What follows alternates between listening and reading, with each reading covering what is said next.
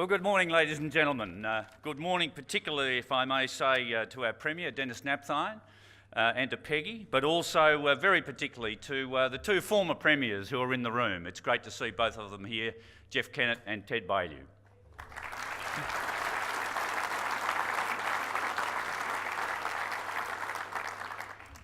It is so appropriate that we are here in Ballarat, one of the great regional cities of Victoria. Bendigo, Ballarat, Geelong, and of course the Latrobe Valley. But Ballarat particularly in context, appropriate for today. The home, many would say, of democracy in Victoria. Peter Lalor, Eureka, Blood on the Southern Cross, all those sorts of issues which underpin Victoria and its greatness. Not the least of that, of course, the gold which underpinned Ballarat, which also underpinned so many other parts of our regions. Some of the great architectural achievements here in this wonderful city, enshrined in other parts of our state as well, including in our parliament. But Ballarat, the home of so much that is Victoria. So it is wonderful to be here, the seat of democracy, as I say. And I also say this to you, we are going to win this election.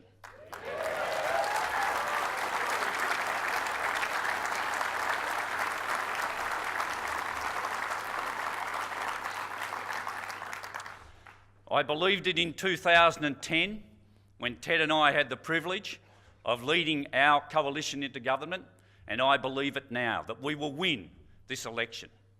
We came in 2010 on the back of a number of promises, and we fulfilled them. We did the things that we told Victorians we would do. An extra 1,700 police, in fact was 1,800 additional police. The 940 protective services officers. Remember the plastic police as they were branded by our opponents? And what are our opponents doing, by the way, in relation to our PSOs, who have become part of the lexicon, part of the message of safety for people who are using our public transport system? What is Labor now going to do with our PSOs? The raft of changes we made under the guidance of Robert Clark in relation to sentencing, in relation to our parole orders, all the sorts of things we've done in health and in education and in policing, in the delivery of those basic services which are so fundamental to families, to small businesses, and to the way in which our economy operates, stabilising our economy, getting rid of those structural deficiencies which were there, initially under the guiding hands of Kim and now so capably managed by Michael. Doing all those things which gave our economy a place in Victoria, a place in Australia, which is unique to this day. AAA rated, stable outlook, surpluses to the out years, all those sorts of things done under our government. And so we went through this first 4 years. We've done what we said we would do in such a raft of areas, not the least of them, the $1 billion Regional Growth Fund. Now, ladies and gentlemen, this has been a potent force in the regions of Victoria. 1,800 projects, about $500 million expended out of that first $1 billion, around about $2 billion of leveraged investment, 5,500 new jobs, 3,500 jobs just in construction, bringing communities alive that once upon a time didn't see hope available to them, enabling communities through our Putting Locals First program to be able to conceive of ideas that they thought as being appropriate to their future, bringing them to government, having us implement them, doing them, not because someone in a white car drove into town to say, this will be good for you, you'll enjoy this. All these programs developed on the back of what these communities have felt is best for their future. That's what we've been able to achieve, amongst a raft of other things in the course of this first term. And so it is we go to the people of Victoria in 20 days' time, on the 29th of November, with a view to seeking a second term. And I say to you again, ladies and gentlemen, we will win this election. And we will win it.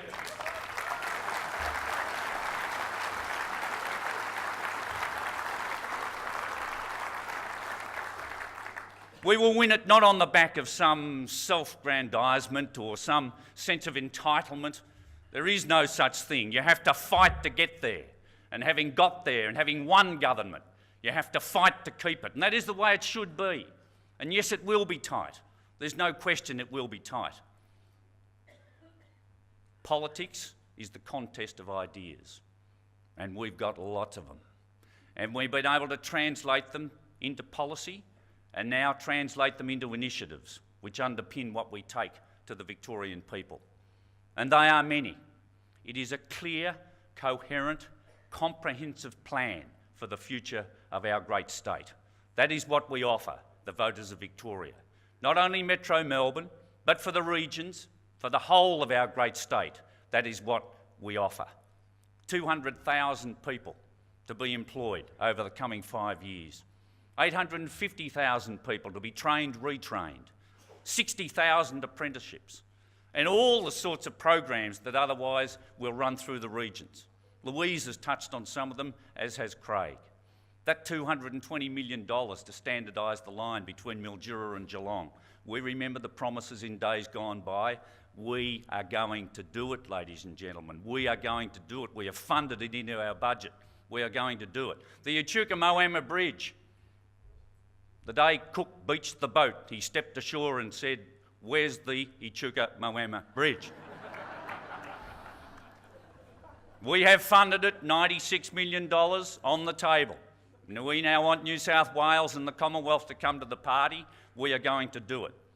$73 million into the courthouse at Shepparton. $75 million into the Latrobe Regional Hospital. All the work on the highways. And on and on and on. This is what we are going to do through the regions of Victoria, because this is us. This is us. This is all around families. It is all around jobs. It is all around small business, the engine room of our economy. What can we do to further grow it and make sure we can allow for the prosperity of Victoria? It is retention of our AAA-rated economy. It is using it as a benchmark for our future growth. No, it's not a complete answer in itself. And having attained it, having retained it, we now need to make sure we use it to our ultimate best benefit. And we will. I promise you, ladies and gentlemen, we will, because we are going to win this election.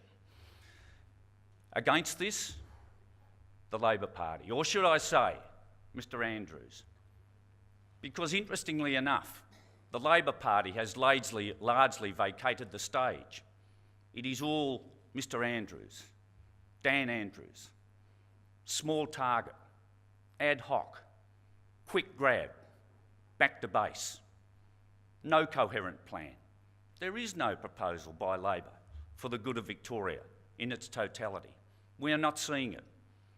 Small target. Almost Obama-ish, some would say. Presidential in style. That is not the way. That is not the way that Victorians will respond, I can assure you, come the day on the 29th of November. And there are so many aspects of what they present that we do not want to have happen. The association with the unions. We see it every day. You know, 21 of the 23 in their shadow cabinet retains their union affiliation to this day. To this day. The association with the CFMEU and John Setka. How can it possibly be tolerated? The sort of commentary we see outside here today from all the usual suspects. Well, I tell you, ladies and gentlemen, they can march up and down until they're bloody footsore, as someone famously said. We will run Victoria. We will govern Victoria. We will govern Victoria in the interests of all Victorians. Not because Daniel Andrews and the Labor Party say that we should do it in a way that they would find most comfort. When they are under the most pressure, where do they retreat? They retreat to their union mates. Well, we are here to govern for all Victoria. Tearing up a contract, a government contract, tearing it up. What is the greatest fear that business has in its general conduct? Uncertainty. You cannot have uncertainty and have business thrive. Business handles yes very well, it handles no reasonably well. It does not handle maybe. You cannot have a circumstance of the alternate government of Victoria threatening to tear up a contract. And so this is Dan Andrews. All the history you've had put to you this morning about the disasters of financial management, the disasters in relation to management of major projects, the dreaded desal plant, $1.8 million a day, all those things, I don't need to repeat them. They are all there in offer again should Labor win on the 29th of November. But they will not, because we are going to win this election. To do it, we need to be well led, and we are. And I'm not going to pinch any of Tom's thunder.